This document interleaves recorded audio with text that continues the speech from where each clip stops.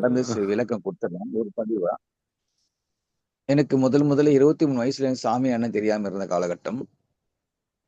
Okay. எதிர்பாராம ஒரு ஒரு வைப்ரேஷன் கனெக்ட் ஆச்சு. அது எல்லாரும் என்ன பண்ணாங்க, எனக்கு பேய், பிசாசு புடிச்சுன்னு சொல்லிட்டாங்க. எங்க வீட்ல எல்லாரும் அப்படி நம்பிட்டாங்க. ம். அதுக்கான அங்கெல்லாம் கூட்டு போனாங்க. யாரு கேட்டாலும் என் பேர தான் சொன்னேன். யாருக்கு தெரியல. அப்புறம் தான் திடீர்னு சிவன் கோயிலுகளுக்கு செல்ல எனக்கு சாமியே தெரியாது. சாமின்னா என்னன்னு தெரியாது. சாமிய கும்பிட தெரியாது. சாமி கும்பிட்டது இல்ல. மகிழ்ச்சி. அதுக்கப்புறம் தான் கோயிலுக்கு தான் போறோம். சாமிய கும்பிட்டது இல்ல. சாமின்னா தெரியாது. என்னன்னே தெரியாது எனக்கு. 23 வயசு வரைக்கும் சாமின்னா என்னன்னு தெரியாது எனக்கு. ஓ! ம்ஹ்ம்.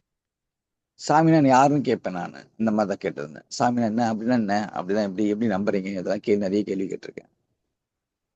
23 ம்ஹ்ம். ஆண்டுகள் வரைக்கும் சாமின்னா என்ன? எப்படி நம்புறீங்க? எங்க சாமின்னு கேட்டவன் தான். ஆச்சரியமா அப்படி இருக்கு குருஜி. ம். ம். ஆச்சரியமா இருக்கு. நீங்க அவ்ளோ நாள் ஆமா. தேடாம இருந்தீங்களா அப்படின்னு? இல்ல அப்படின்னா நம்பல. சாமின்னு ஒருத்தர் இல்ல நம்ம பேசியிருந்தோம். ம். அப்புறம் தான் திடீர்னு எதிர்பாராம கோயிலுக்கு போக ஆரம்பிச்சேன். கோயிலுக்கு போய் அப்புறம் சிவன் கோயில் மட்டும் சுருக்கமா முடிச்சிடுறேன். சிவன் கோயில் மட்டும் போயிட்டு இருந்தேன். அப்ப சிவன் கோயில்ல இந்த பாடல்கள், ஞானசம்பந்த பாடல்கள், வில்வாஷ்டகம், லிங்காஷ்டகம் இது மாரி பல பாடல்கள சிவனுக்கு முன்னாடி பாடியிருந்தேன். அப்ப கணபதி ஏன்னு ஒருத்தர் வந்து அங்க ரிட்டயர்ட் சப் கலெக்டர். அவர் வந்து ரிட்டயர்ட் மேன். அவர் தியானம் பண்ணுவாரு. டெய்லியும் தியானம் பண்ணுவாரு. என்ன பார்த்துட்டே இருந்தாரு. அவர் கூப்பிட்டு யாரோ பாடுன பாட்டல நீ பாரு உனக்கு என்ன வேணும் உட்கார்ந்து எனக்கு தியானம் சொல்லிக் குடுத்து, நமச்சிவாயத்த உபதேசம் பண்ணி, எனக்கான தீட்சை குடுத்து, எனக்கான விஷயம் கொண்டு போயிருந்தாரு. அந்த காலங்கள் போயிட்டே குருஜி, இருக்கு. இடையில உங்களுக்கு எப்படிங்க சொல்லுங்க. குருஜி அந்த பாட்டெல்லாம் தெரியும்? எப்படி நீங்க பாடுனீங்க? தானா தான் தோணும். தானா நான் எழுதி வச்சுக்கிட்டு புக்க படிச்சு பார்த்தேன். ஓ! Okay, okay. ம்ஹ்ம். தானா தோணுச்சு எல்லாமே. அப்புறம் புக்கே இல்லாம, பேப்பர் இல்லாம பாடியிருந்தேன். அந்த மாரி பண்ணியிருந்தோம். ஓகே. நன்றிங்க. அப்புறம் கணபதி ஐயான்னு ஒருத்தர் அவர் கூட பயணிச்சு, அப்ப கணபதி ஐயா வந்து குமாரவேல் ஐயா இருக்கிற இடத்துல இவரு குடிபெயர்ந்தாரு. அந்த அண்ணா நகருக்கு. ஷெனா நகர் இருக்கு. ம்ஹ்ம். அப்போ இடப்பெயர காலத்துல குமாரவேல் ஐயா இணக்கம் வந்துச்சு. அப்பயும் அந்த தொடர்பு இல்ல. அப்புறம் கணபதி அங்கருந்து குமாரவேல் ஐயா அங்கருந்து காலி பண்ணிட்டாங்க. அப்ப காலி பண்ணவும் கணபதிய காலி பண்ணிட்டாங்க. அப்ப குமாரவேல் ஐயா என்ன கனெக்ட் பண்ணிக்கிட்டாரு. கணபதி கட் ஆயிட்டாரு என்கிட்ட இருந்து. குமரனே என்ன விடவே ம். இல்ல. அவர் வந்து என்னோட இதெல்லாம் பார்த்து என்ன கரெக்ட் பண்ணிட்டே இருந்தாரு. என்ன தொடர்ச்சியா ஃபாலோ பண்ணிட்டாரு. என்ன போட்டு வலிச்சுட்டே இருந்தாரு. ம். அப்புறம் தான் நாங்க காடு, மலை இது மாரி நெறைய விஷயங்கள் பயணிச்சுட்டு இருந்தோம். தொடர்ச்சியா காடு, எந்த மலை எங்கெல்லாம் காடுகள். அப்பதான் ஐயா தைரியம் புருஷவாக்கத்துக்கு அங்க கீழ்ப்பாக்கம் சங்கந்திட்ட அருகில அவருடைய வாடகை வாங்க டெய்லியும் வாடகை வாங்கக்கூடிய இடம் இருக்கு. அவர் சொந்த இடம். அப்ப போகும்போது நான் உரைச்சேன், ஐயா நீங்க அங்க போறீங்க டெய்லியும். அப்ப கங்காளீஸ்வரர் கோயிலுக்கு போங்க. எனக்கு அப்ப தெரியாது கங்காளீஸ்வரர் கோயில் என்னன்னு எதுவுமே தெரியாது. நீங்க டெய்லி அங்க ம். போறீங்க இல்லையா? அங்க போயிட்டு வாங்க. அங்க போய் உட்காருங்கன்னு சொல்லிட்டு, எதார்த்தமா உச்சரிக்கப்பட்ட வார்த்தைகள். சித்தனாசியோட. அவர் டெய்லியும் ம். போய் நான் வரமாட்டேன். அவர் மட்டும் தான் வந்திருந்தாங்க. அதுக்கப்புறம் நான் சடனா அங்க வர ஆரம்பிச்சேன். அப்புறம் தொடர்ச்சியா அங்க வர ஆரம்பிச்சுட்டேன். 2009ல தான் அனுமதி கிடைச்சது. 2009ல தான் அப்படி பயணிச்சிருந்தோம். அப்ப 2000 காடு, மலை எல்லாம் பொதிகை மலையிலிருந்து எல்லா மலைக்கும், வள்ளியூர், திருக்கணங்குடி எல்லா மலைக்கும் பயணிச்சு, எதிர்பாரா விதமா ஐயா வந்து குமாரவேல் ஐயா வந்து 2011ல ஜனவரி மாதம் அவரு எதிர்பாராம அவரு மரணம் அடைஞ்சுட்டாங்க. அவர் வந்து எனக்கு வந்து வழிகாட்டல் மட்டும் இல்ல. எனக்கு கார்டியன் தான் சொல்லுவேன். எனக்கு பாதுகாவலர், கார்டியன் சொல்லுவேன்.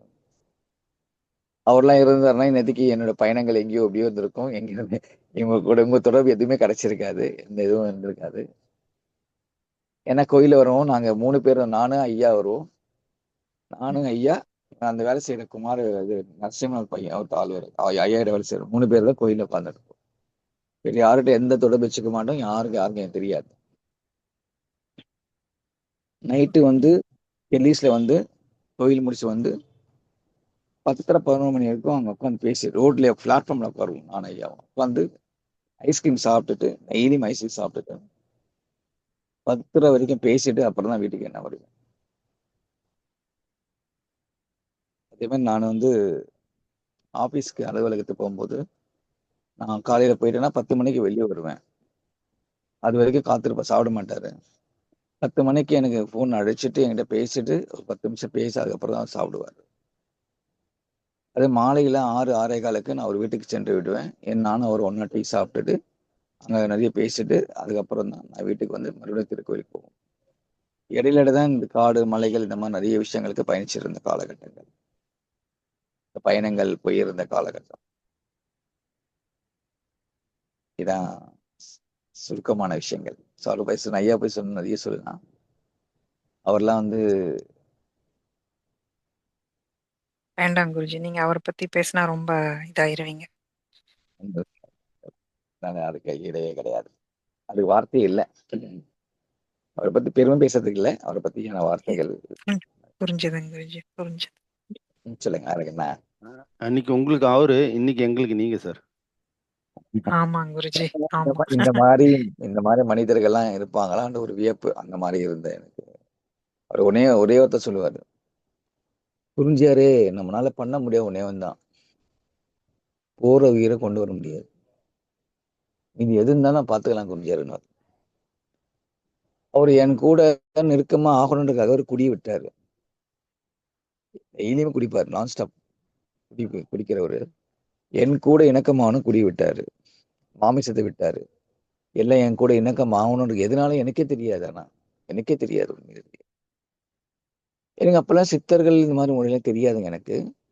நாங்க ஒரு முறை வந்து ராயப்பேட்டையில வகாப் சேட்னு வந்து நாடி ஜோதிடர் இருந்தாரு. இப்ப இல்ல அவரு. அப்பெல்லாம் நானும் கணபதியா போயிருந்தேன். அப்ப எங்களை வந்து அந்த வகாப் சேட்னை கூப்பிட்ட வார்த்தைகள் என்ன எனக்கு தெரியாது. அப்பெல்லாம் ஒண்ணுமே தெரியாது.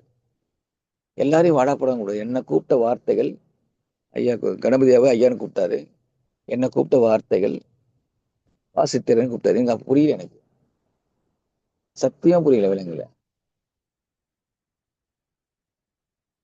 அவரும் இப்ப அந்த வகாப் சேட் அப்புறம் தேடி போனா அவரும் இப்ப இல்ல. அவரும் மறைஞ்சிட்டாரு. அப்போ வந்து இந்த மாதிரிதான் பயணங்கள். இப்ப சமீப நான் இடையில 2 ஆண்டுகள் முன்னாடி போனேன். இப்ப சமீபத்துல போனா அவங்க பையன் தான் இருக்காரு. அவர் இல்ல. அவர் மறைஞ்சிட்டாரு. சொல்லுங்க. இதான் ஒரு சுருக்கங்கள். அனீஷ்க்கு ஏதோ